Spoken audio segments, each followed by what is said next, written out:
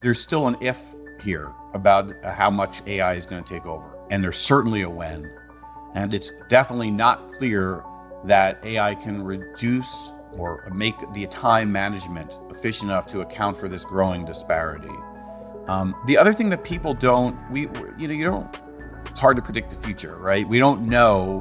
When it comes to AI, are there more flights across the US now in the post-advent of autopilot or before? Are there more flights, more pilots, right, or fewer, right? And people, I'm sure, would worry fewer, but no, there's a lot more pilots now than there were before.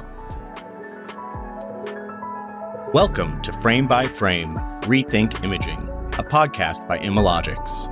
Here, we explore the intricate world of medical imaging, aiming to dissect the field and inspire both professionals and curious minds alike. I'm your host, Chris St. John. Welcome back to Frame by Frame, Rethink Imaging. For this episode, we're going to be digging into the future of radiology at a higher level. What needs to change, what habits we need to let go of, what new technology is coming in, and how we can build smarter and more sustainable practices moving forward. Today, we're joined by Dr. Ari Goldberg, and he's in a fantastic position to reflect on this. Ari recently finished his role at Loyola, where he directed Body Imaging and MRI operations and also led one of the largest professional societies in the field. Ari is also the former president of the Chicago Radiological Society and an executive board member of the Illinois Radiological Society. So he's got both a ground level and a wonderful bird's eye view of where radiology is and where it needs to go. Today, we'll talk about what's working, what isn't, and what kind of shifts in the field we might need to embrace over the next decade. Welcome, Ari. Thank you very much. Pleasure to be here. Thank you. Yeah, it's so great to have you here today. So, I was recently just talking with Dr. Summer Kaplan in our last episode about shielding practices, and we were talking a lot about these practices in imaging that we've been doing it because that's how it used to be done. Are there assumptions in radiology practice that you think no longer really serve us very well? I do. I think a lot of that comes down to, honestly, how we report the studies, how we interpret and report the studies. And what I mean by that is there was a time where I think it was Hopkins, but there were several places where they would basically put a little disclaimer in the report that said something along the lines of, anything not mentioned in the report you can assume is normal, right? So, and for example, like a head CT that was normal got reported out as normal brain or normal head CT or something like that. And, everybody was just fine then. And, we've gone away from that. We've gone away to sort of, for various reasons, we've gone away to, it's for teaching, sometimes it's for insurance. There's different reasons we've gone away to kind of these, let alone template reports, but these kind of way of reporting and thinking about things that are very organized is a good thing, but let's just stick with that. Very, very templated in a certain sense. And I think that that's part of a practice in radiology of sometimes focusing and spending time describing things that we know are not really clinically relevant.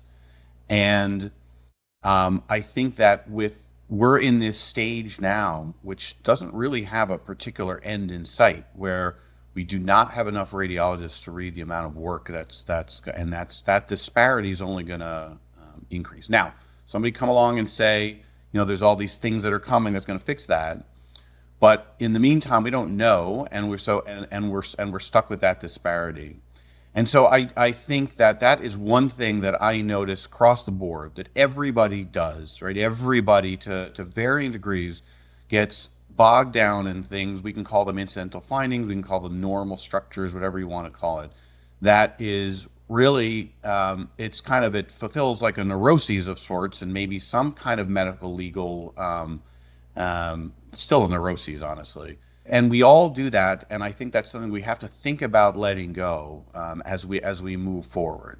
Just for my own clarification, so what you're saying is, like, if you're looking at an image for something very specific and you might see like other potential artifacts in that image, you're supposed to just ignore them? Not artifacts, but there's all sorts of there's all sorts of structures, lesions, whatever you want to call them, that we recognize, that we know are benign or not clinically important, and we still feel the necessity to describe those, to measure those, and so those are things that both that process, just the way, it's a compound thing, right? If you're going to put it down in your report, it means you probably spend too long looking at it to begin with, and that over the course of a day, a week, month, it adds up to a lot of time.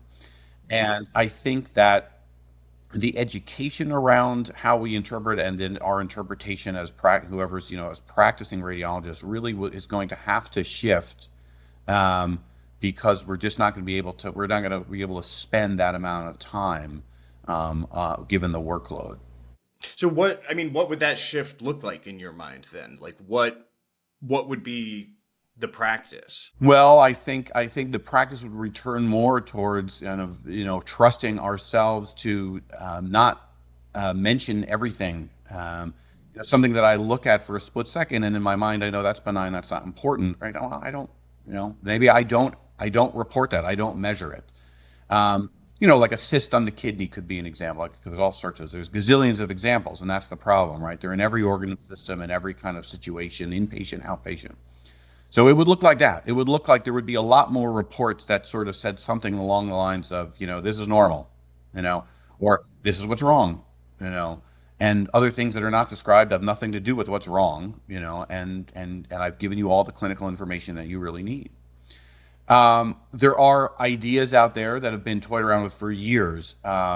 Something along the lines of, well, why don't, if we're looking at, say, if we want to look at, we know we want to look at the liver on a CAT scan or something. Well, why don't we just capture the liver, and go so far as even to sort of pixel out, gray out all the other stuff that aren't the liver, right? There probably are some situations in which something like that would be appropriate. The problem is that's a very slippery slope. And so I wouldn't advocate going there yet, but that is something to be thought about, as time goes on, depending on how the mismatch in terms of volumes and readers goes. Are there situations where, what if there is some sort of additional issue that you might have been able to catch, but then didn't because you're only looking at the liver? You know what I mean? I mean, that's the main counter argument, is that, well, you acquired this data, didn't you? But you acquired this data, but now you sort of, blotted it out. You redacted it in essence. And so, weren't you supposed to look at that? And so I think under the way the current medical legal system is structured, you're right. I don't think anybody would ever risk that. And I don't think, but what I'm saying is, what if I would turn that around? What I play devil's advocate is, what if in the best interest of what if we reach a point where the disparity is so great between the number of studies that need to be read and the number of people reading them? What if it's that the common good is served by missing a few of those, right? But getting to all the studies that we can in a timely fashion, right? I don't know the answer to that, right? I don't think anybody knows the answer to that, right? I would say at this point the disparity is not so great as to justify that, but one could certainly possibly, it's not hard to imagine that there could be, right, theoretically, a time, one radiologist left on Earth and a billion studies, that kind of thing. You know what I mean? I think that's something that is what first came to mind for you is absolutely the right answer right now. There is a universe where the common good could dictate otherwise, and it's something I think as time goes on we have to at least be open to. I do feel the need to just address the listeners right now who maybe are screaming at their podcast, what about AI reading these images? That would certainly help, this massive deficit of radiologists. But I don't really want to focus too much on that today as a possible alternative. I just read an article in the New York Times, actually, I think earlier this week, that, the Mayo Clinic was there was an article about how everyone's been screaming about an AI radiologist showing up any day now to start reading anything. And the reality of the situation is we're simply not there yet. You know what I mean? And I think to put all your eggs in that basket is you're playing a dangerous game at this point. I agree. We think we know that there's a when, right? And not an if, right? But we really don't, right? And so there's still an if here about how much AI is going to take over. And there's certainly a when. And it's definitely not clear that AI can reduce or make the time management efficient enough to account for this growing disparity. The other thing that people it's hard to predict the future, right? We don't know. When it comes to AI, a good friend of mine has a great point. His point is, are there more flights across the U.S. now in the post-advent of autopilot or before? Are there more flights, more pilots, right, or fewer, right? And right, people I'm sure would worry fewer, but no, there's a lot more pilots now than there were before of, and that's because there's so many more flights because it enables so many pilots. So what if AI comes along, does soak up a lot of that time and busy work kind of burden that I'm describing, maybe even more than busy work, but if it does, and what if that sort of changes the landscape such that now the payment structures change, and now everybody gets studies? It already seems like people get studies for everything, but not really, right? What if we really open the floodgates and we're right back where we started? Because even if we say AI comes along and reads a study, that's a really protracted time frame, right, to when we're all going to be comfortable as a society saying, okay, well, nobody has to lay a set of human eyes on that at all, right? That's really far down the line. So what if AI comes along while we still have to supervise it and opens up the floodgates even more than it is now, and we're kind of right back to where we started? So what I'm saying is, I'm not saying that's going to happen. I don't know. But that's the place you just said, we don't know. So I think trying to rely on AI coming to solve our problems, as you just pointed out, I think is a mistake. Yeah, for sure. So, I mean, like running with this theme then, and just like almost leaving AI slightly out of the conversation, right? Like let's focus on what we have now, what we know is coming outside of that realm. And so, like as this field is continuing to grow and adapt, where do you think it's adapting well, and where is it really starting to fall behind? I think we are falling behind. I think the field of radiology is falling behind a little bit in our ability to handle the workflow, and in a way that doesn't completely commoditize it. I think we are falling behind a little bit.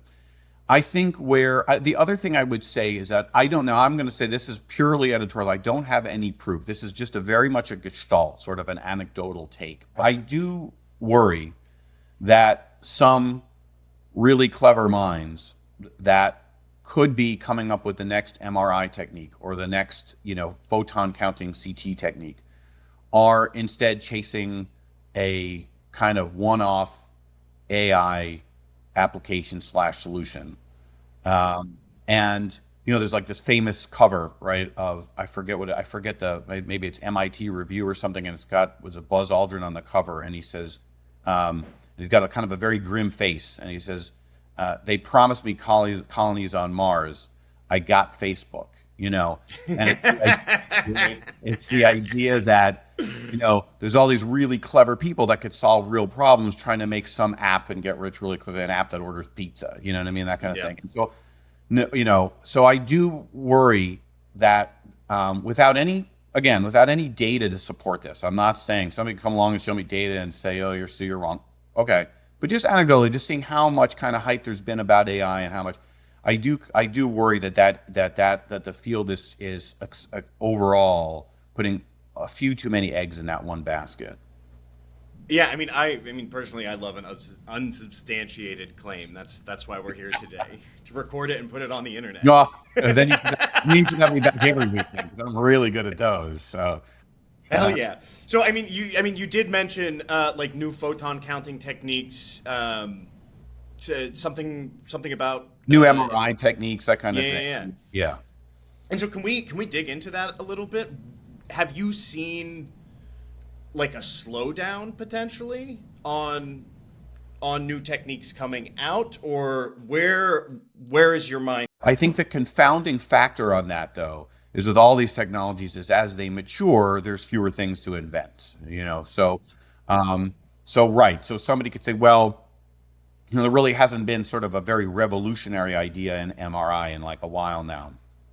kind of, adding bricks and stuff. But maybe that's just the natural course, and it has nothing to do with the fact that there's AI or anything else distracting us. So again, I would say yes. That's where my feeling is that there's a few too many people doing some of those kind of hard science kind of activities. And I am judging of just stuff based on lab sizes and again, like the paces you're referring to, kind of the pace of invention. But I am aware that part of that is just the maturation of the technology. Would you say, like, super high level, is radiology kind of keeping up with the pace of change in healthcare at large? Is it ahead? Is it falling behind? Like, where is it compared? I would say in general, I give us pretty good marks as to keeping up with the field. And what I mean by that is there's every time you turn around, there's a new kind of multidisciplinary task force that's come up with recommendations based on data for how to classify this lesion or that lesion, or study this organ system, or if we're talking oncology, how to classify the response to treatments, that kind of thing. So I do think, and there are, I just said photon, but there are new photon CT counting machines that are coming out and being studied. And what I would say is that radiology remains one of the reasons I love it, remains a very academic field, actually. Even though a lot of us now at this point have a vision of a radiologist, somebody sits at home in his underwear, contracting with different hospitals, and and sort of commoditizing the system. And the reality is, it remains amongst all the different specialties a very academic discipline. And so I do think we deserve good marks for keeping up with supporting clinical care as it advances. But like I said, I think where we need to watch out is the trend, the future. If we spend too much time focusing on one thing and other things fall by the wayside, that would be harder to maintain.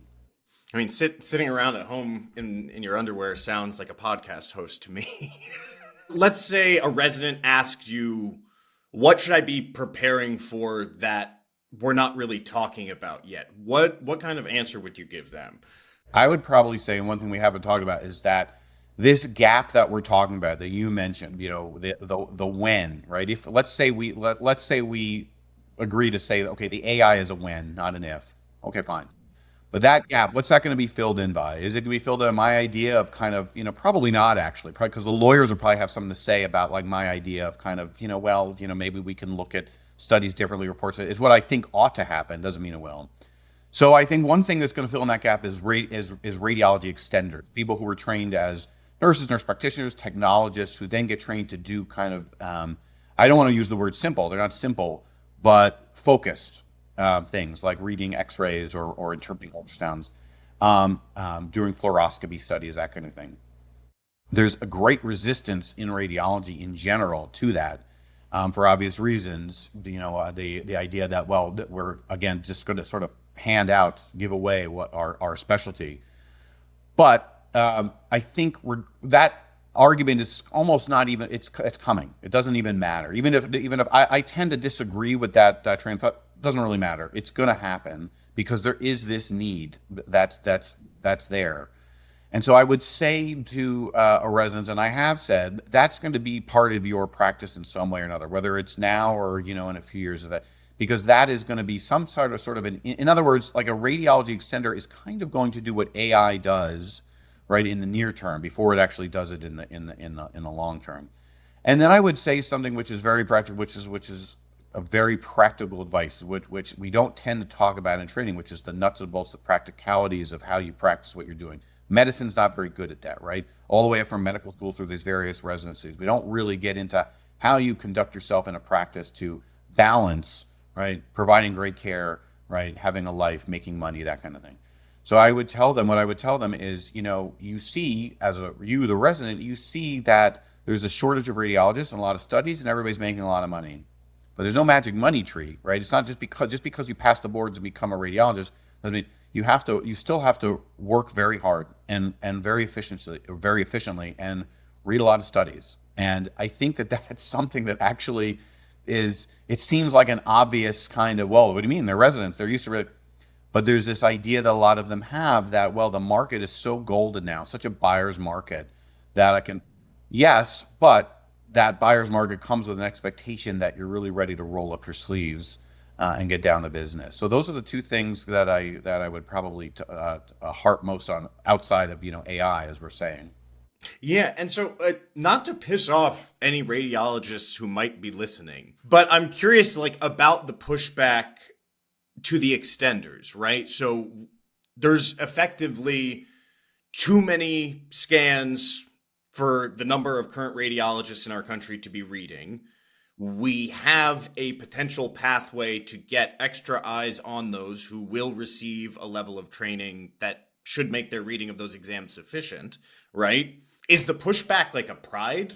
I go to the greatest good for the greatest number, right? It's like, let's get these exams read. Well, I would say I think the counter argument is that the greatest good for the greatest number is still not diluting the expertise in the radiology pool, especially because there could be a slippery slope both within radiologists and then to other clinicians. For example, cardiologists already now participate for a while in interpretations of cardiac CT, very focused things. So I think that there's a legitimate argument to be made. It's not just economic protectionism. There is a legitimate argument to be made that, well, that dilution is not good for kind of global communal care. However, right, I think the competing argument is, well, what's also not good is people, rushing through studies that are on the lower end of the reimbursement that still could have findings that are important just to get to the studies that are already too numerous that have the kind of the appropriate reimbursement. So I think that I don't dismiss the arguments on either side, but like I said before, I think that it is to some extent a moot point because the disparity is between the studies that are out there and going to be out there and a number of people to read them before AI really comes in and is like, okay, the solution is gonna necessitate an expansion of that extender pool. As a non-medical professional, I'm coming it from the attitude of like just seeing in my personal life, just like the amount of time sometimes that it takes A to even get images at all, but then B for someone to get around and reading to it, like and get to reading it. From my perspective, if I'm getting imaged, I'm like, yeah, get me an extender. Like, let's go. Yeah, let's figure out what the hell is going on. I think within reason, exams that sort of have a more focused range of diagnoses that can be delivered and stuff like that, where you can kind of reasonably train somebody in that time period that an extender is willing to be trained. I agree with you. Yeah. Ari, I mean, from your perspective, right? We are seeing growing burnout all across healthcare, not just in radiology, right? We're seeing it across the entire field.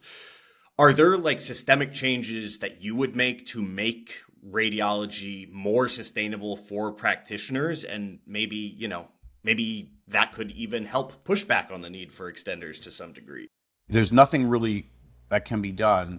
And I'm a radiologist, and more or less, I believe, should be done about the number of studies out there. Somebody will come and say, "Oh, it's for your radiologist." No, actually, do we want to return to practicing medicine without eyes? In the 1960s, no. We invented these technologies for a reason. I think there are, by and large, applied appropriately. So it's a tough one because we're stuck with that growing number, and we're stuck with the workforce.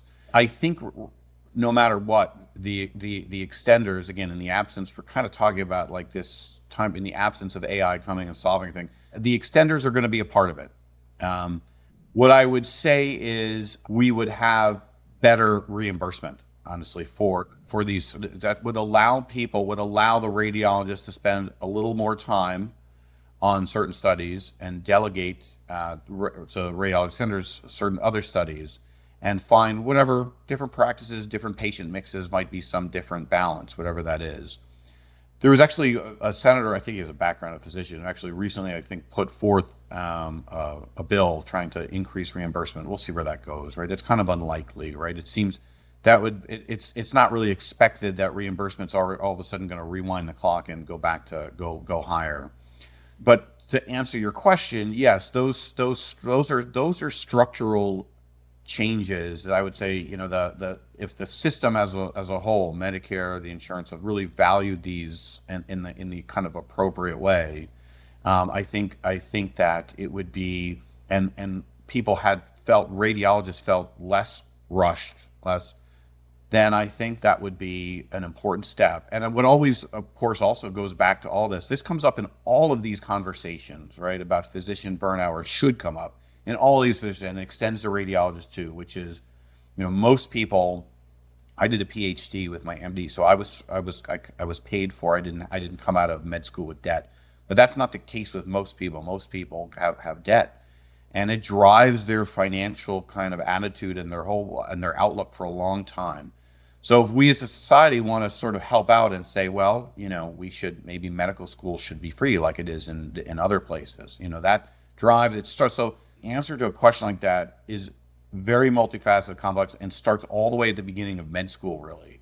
So there's no quick fix, to the burnout thing at this point, from kind of like it's like retrofitting a house. There's no, you don't have central AC, and there's no good way to do it, right? You can put in space packs and all that kind of stuff, right? Ultimately, if you really want like central air, you have to like rip out the wall, start over again, and that's kind of the way I feel about solving burnout for physicians and radiologists. In that case, how do you navigate that tension between like clinical excellence, operational demands, administration? Like, is there a framework that you use to balance all these different aspects? I tried to always encourage people, what you just said, sort of to trust their training, trust their not waste a lot of time on things that we touched about in the beginning of the episode.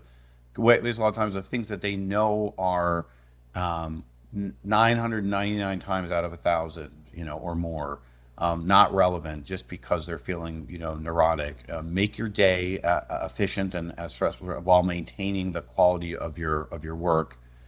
And then I think there's a component of what you asked, like people who have the sort of the privilege and the burden of having administrative time and duties.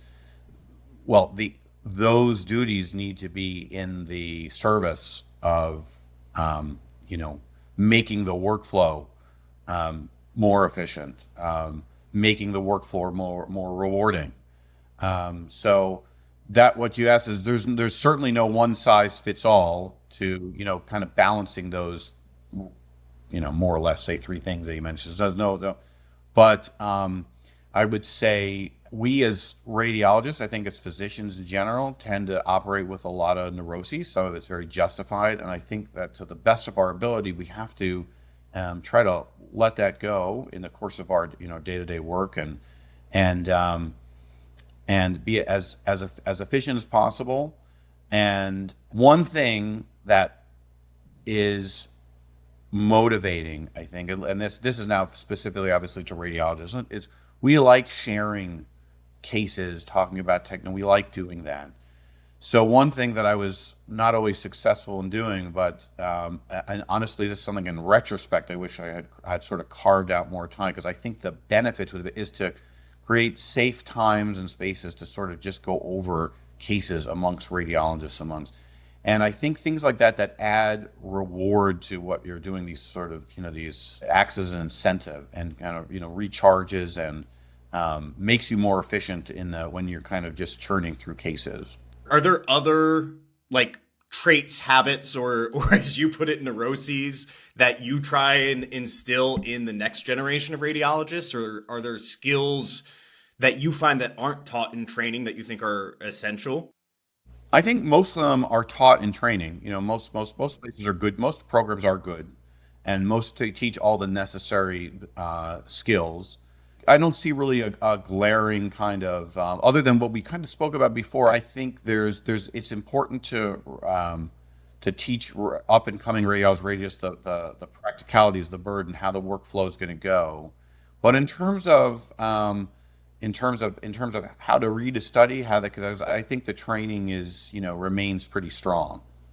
Let's dig in a little bit towards like the leadership lens, but are there aspects of radiology leadership that you feel like need to be evolving with the times? Like you were saying, creating a space to get together and discuss images. And it's funny you say that, because I lurk on the radiology subreddit, which is largely just cases just to see what's going on, see what the online community is up to. But are there like aspects of leadership that you think need to be evolving more rapidly?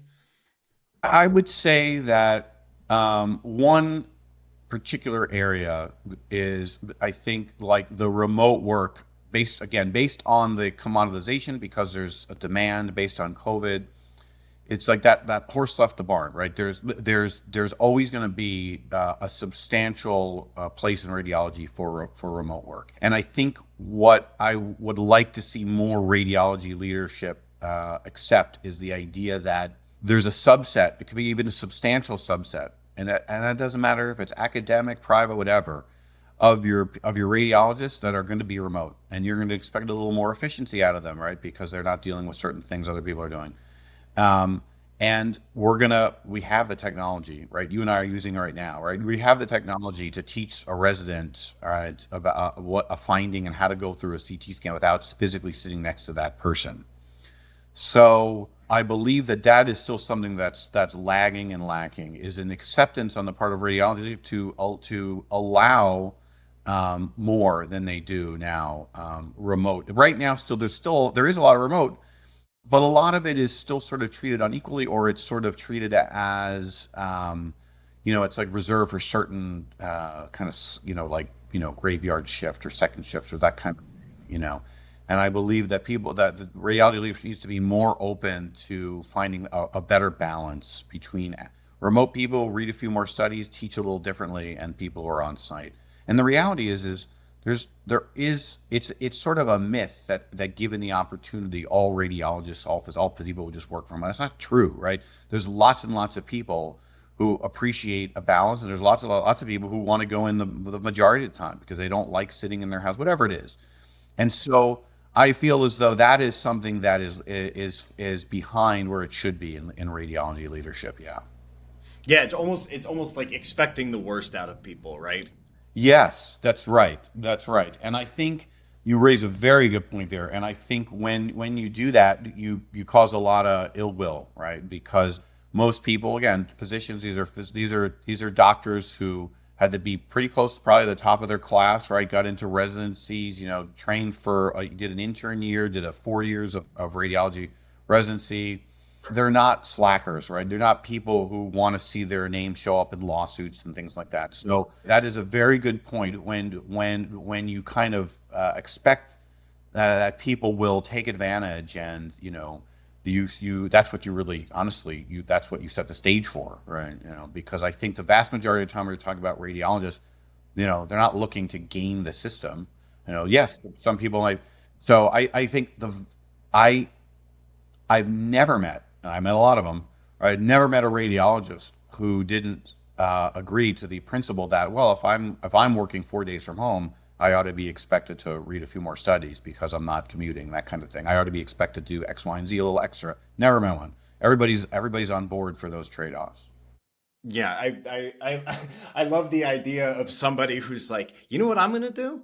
I'm gonna go to medical school. I'm gonna finish residency, and then after that, it's just me and my tidy whities and a box of pizza. Even in that kind of vignette that you just painted, that guy, woman, is still more than happy to put in the work, to get the work. More than happy to, maybe that person has to put on a shirt to do some teaching, via Teams.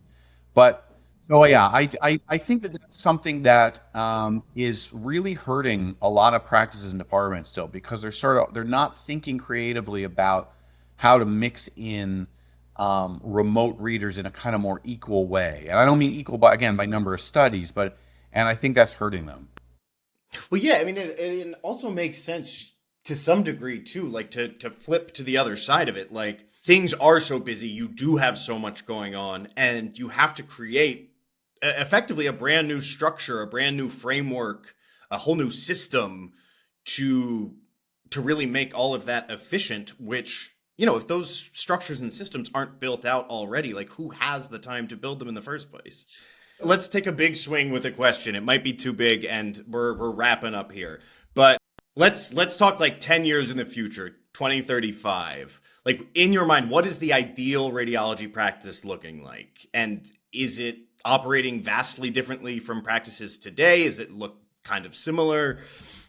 In the 70s, they thought, right, by the year 2000, we'd be living in domed cities, with this magic glass and stuff like this. So we're always way, way off on the time. So what you say is 2035 might be in mind. I might be picturing 2045.